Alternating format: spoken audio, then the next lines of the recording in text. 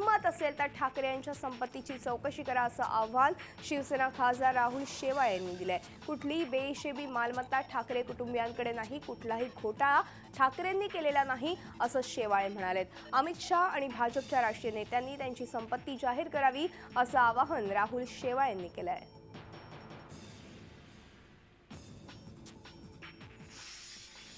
मुख्यमंत्री देवेंद्र फडणवीस यांच्या विरोधात आचारसंहिता भंगाची तक्रार दाखल करण्यात आली आहे। काँग्रेस नेते निलेश राणे यांनी रत्नागिरीच्या जिल्हाधिकाऱ्यांकडे ही तक्रार दाखल केली आहे। चिपळूणमधील सभेमध्ये आगामी बजेटमध्ये 25,000 कोटींचं पॅकेज शेतकऱ्यांना दिलं जाईल अशी घोषणा मुख्यमंत्र्यांनी केली होती।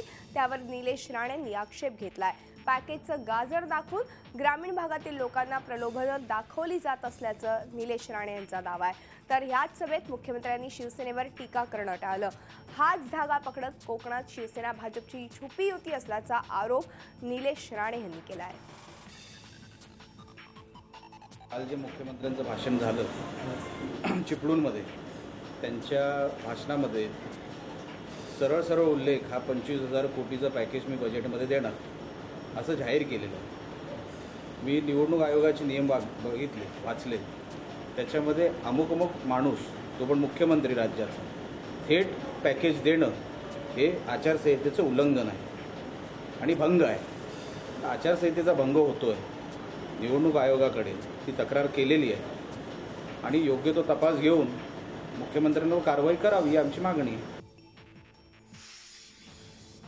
पर्यावरण मंत्री रामदास कदम यांनी मुख्यमंत्री देवेंद्र फडणवीसांच्या टीकेला प्रत्युत्तर दिले। शिवसेना बुडणारी बँक नाही तर भाजप बुडणारं जहाज आहे असा पलटवार त्यांनी केलाय। मुख्यमंत्र्यांनी त्यांच्या प्रचार सभेत शिवसेना, राष्ट्रवादी आणि काँग्रेस पक्ष हे बुडणाऱ्या बँका आहेत, त्यांना मतदान केलं तर तुमचे पैसे बुडतील अशी टीका केली होती। त्यावर त्यांनी प्रत्युत्तर दिलं।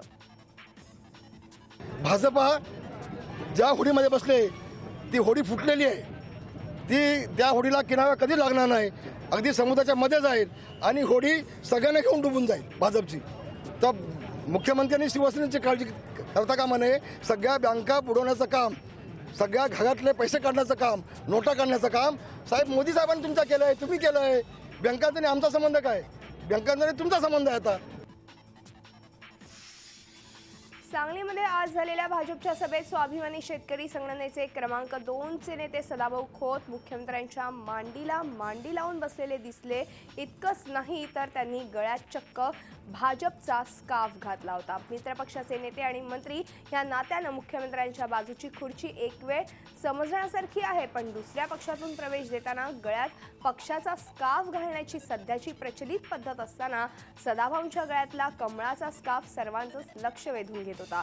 विशेषतः सागर खोतांच्या उमेदवारीवरून पक्षाचे नेते राजू शेट्टी यांच्याशी वाद झालेला असताना सदाभाऊंची भाजपशी वाढलेली ही जवळीक खूप काही सांगून जाणारीच आहे। पश्चिम महाराष्ट्रातल्या काँग्रेस राष्ट्रवादीची मक्तेदारी यंदा भाजप मोडीत काढणार असून मतदारांनी आपल्या मताचं डिपॉझिट जपून करण्याचं आवाहन मुख्यमंत्री देवेंद्र फडणवीस यांनी केलंय। सातारा जिल्ह्यातल्या कराडमधल्या प्रचार सभेत ते बोलत होते। भाजपच्या बँकेत मताचं डिपॉझिट ठेवलं तर 5 वर्षात दाम दुप्पट मिळेल, मात्र बंद पडलेल्या काँग्रेस राष्ट्रवादीकडे व्याज तर सोडाच मुद्दलही मिळणार नाही असा टोलाही मुख्यमंत्र्यांनी यावेळी लगावला।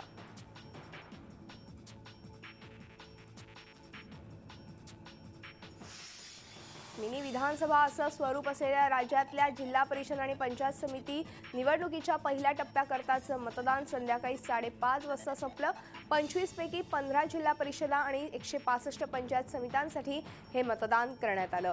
नंतर तर नक्षलग्रस्त गडचिरोलीला विचार करता तिथे दुपारी 3 वाजेपर्यंत मतदानाची कालमर्यादा ठेवण्यात आली होती। मतदानाच्या ह्या पहिल्या टप्प्यात अंदाजे 65% मतदान झाल्याचा प्राथमिक अंदाज वर्तवण्यात आलाय। सर्वत्र मतदानाची प्रक्रिया शांततेत पार पडली आहे। जळगाव जिल्हा परिषद निवडणुकीसाठी शांततेत मतदान पार पडलं। माजी महसूल मंत्री आणि भाजपचे ज्येष्ठ नेते एकनाथ खडसे यांनी मतदानाचा हक्क बजावला। मुक्ताईनगर तालुक्यातल्या कोथळीमध्ये खडसेंनी कुटुंबियांसाठी मतदान केलं।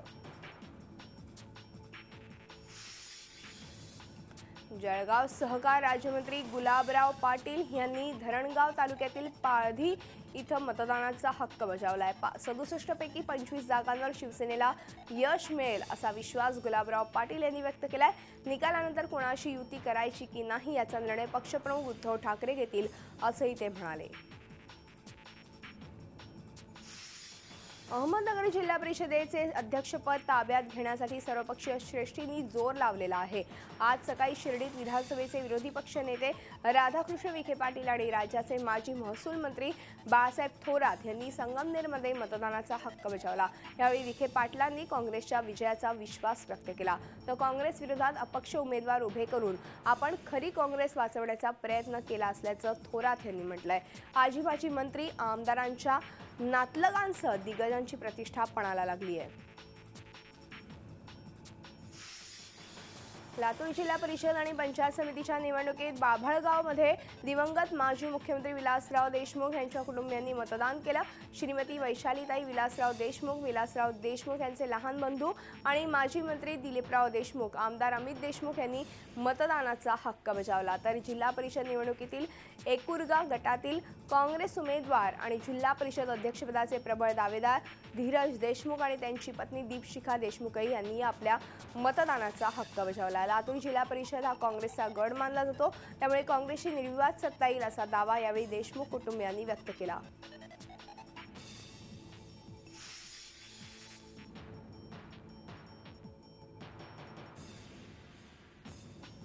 राज्याचे कामगार मंत्री आणि लातूर जिल्ह्याचे पालकमंत्री संभाजी पाटील निलंगेकरांनीही आपल्या मतदानाचा हक्क बजावला। निलंगा तालुक्यातील औराद शहाजनीमध्ये संभाजी पाटील निलंगेकर यांनी मतदारांच्या रांगेत उभं राहून मतदान केलं। मंत्री झाल्यानंतरही संभाजी पाटील निलंगेकर यांनी मंत्रिपदाचा आव न आणता सर्वसामान्यांप्रमाणे मतदान केल्याची चर्चा यावेळी उपस्थित मतदारांमध्ये सुरू होती। लातूर जिल्ह्यात भाजपची एक हाती सत्ता येईल असा दावाही यावेळी संभाजी पाटील निलंगेकर यांनी व्यक्त केला आहे। लातूर जिल्ह्याच्या जळकोट तालुक्यातल्या धनगरवाडी या गावात स्वातंत्र्यानंतर पहिल्यांदाच मतदान झालं। 800 लोकसंख्या असलेल्या या गावाला स्वातंत्र्यापासून मतदान केंद्रच मिळालं नव्हतं, त्यामुळे धनगरवाडीतले 310 मतदार हे 4 किलोमीटर लांब असलेल्या सानोळा गावात जाऊन मतदान करत होते। मात्र ह्यावेळेस पहिल्यांदाच धनगरवाडी गावातल्या मतदारांनी त्यांच्याच गावात जिल्हा परिषद शाळेतल्या मतदान केंद्रावर मतदानाचा हक्क बजावला।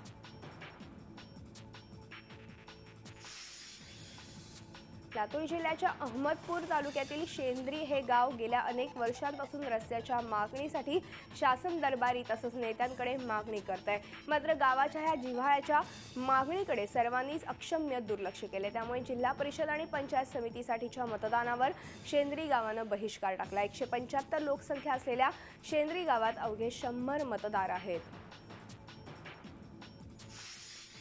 रस्त्याच्या मागणीसाठी नांदेड जिल्ह्यातील उमरी तालुक्यातील 5 गावांनी मतदानावर बहिष्कार टाकलाय। रस्त्याच्या मागणीसाठी ग्रामस्थांनीही हा बहिष्कार घातलाय।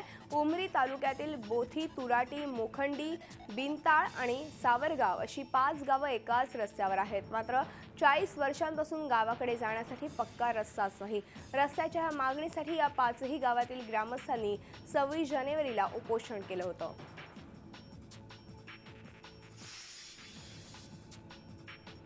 अहमदनगर जिल्ह्यातील पांगरमल गावातल्या ग्रामस्थांनी मतदानावर बहिष्कार टाकला। निवडणुकीच्या प्रचारादरम्यान शिवसेनेच्या उमेदवारानं ग्रामस्थांना पार्टी दिली होती आणि ह्या पार्टीत वाटप करण्यात आलेल्या बनावट दारूमुळे 7 जणांना आपला जीव गमवावा लागला होता, तर अजूनही 2 जणांची प्रकृती अत्यवस्थ आहे। या प्रकरणी प्रशासनानं मृतांच्या कुटुंबियांची दखल घेतली नसल्यानं संतप्त ग्रामस्थांनी थेट मतदानावरच बहिष्कार टाकलाय। मृतांच्या नातेवाईकांना आणि अत्यवस्थ असलेल्या व्यक्तींच्या नातेवाईकांना आर्थिक मदत देण्याची मागणी ग्रामस्थांनी केली आहे। प्रशासनाने दखल घेतली नाही तर तीव्र आंदोलनाचा इशारा ग्रामस्थांनी दिलाय। गडचिरोली जिल्ह्यात जिल्हा परिषद पंचायत समितीसाठीच्या पहिल्या टप्प्यासाठी मतदान पार पडलं। मात्र शहराजवळच्याच नवेगावमध्ये शेकडो पात्र मतदारांना मतदानाचा हक्कच बजावता आला नाही, त्यामुळे या केंद्रावर केवळ 30% मतदान होऊ शकलं। यादीत नावच नसल्यानं मतदारांनी केंद्रावर चांगलाच गोंधळ घातला। अधिकाऱ्यांनी अंतिम याद्याच न दाखवल्यानं हा सगळा प्रकार घडला। प्रशासनानं इथल्या याद्या दुरुस्त करून पुन्हा एकदा मतदान घेण्याची मागणी ग्रामस्थांनी केली आहे। महानगरपालिकेच्या निवडणुकीला अवघे काही दिवस राहिलेले असताना अजूनही जाहीरनामा प्रकाशित करण्याचं काम सुरूच आहे। नागपूर शहर राष्ट्रवादी काँग्रेस पक्षातर्फे निवडणूक जाहीरनामा प्रकाशित करण्यात आला।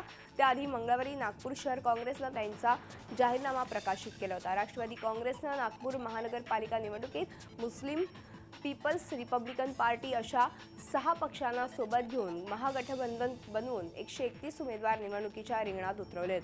मालमत्ता कर, पाणीपट्टी कर कमी करण्याचं आश्वासन ह्या जाहीरनाम्यात देण्यात आलंय। त्याचबरोबर कमी शुल्कात आरोग्य सेवा, बस सेवा, वाहतूक कोंडी दूर करण्याचं आश्वासन राष्ट्रवादीच्या या जाहीरनाम्यात देण्यात आलंय।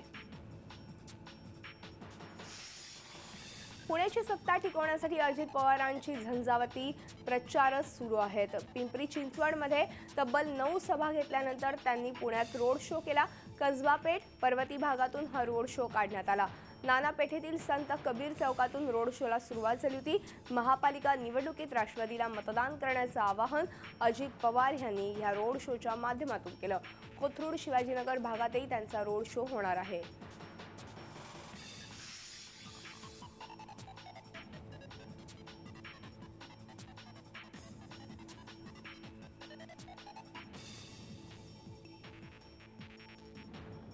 पिंपरी चिंचवडचा सर्वाधिक संवेदनशील समजल्या जाणाऱ्या भोसरीमध्ये अखेर निवडणुकीच्या निमित्तानं हिंसाचाराला सुरुवात झाली आहे। भाजप आमदार महेश लांडगेंचे बंधू सचिन उर्फ भैया लांडगे आणि माजी आमदार विलास लांडेंच्या मेहुणीचा मुलगा असलेल्या अजित गव्हाणे यांच्यात लढत आहे। त्यामुळे प्रचंड दहशत पसरली आहे आणि त्याचा प्रत्यय आलाय।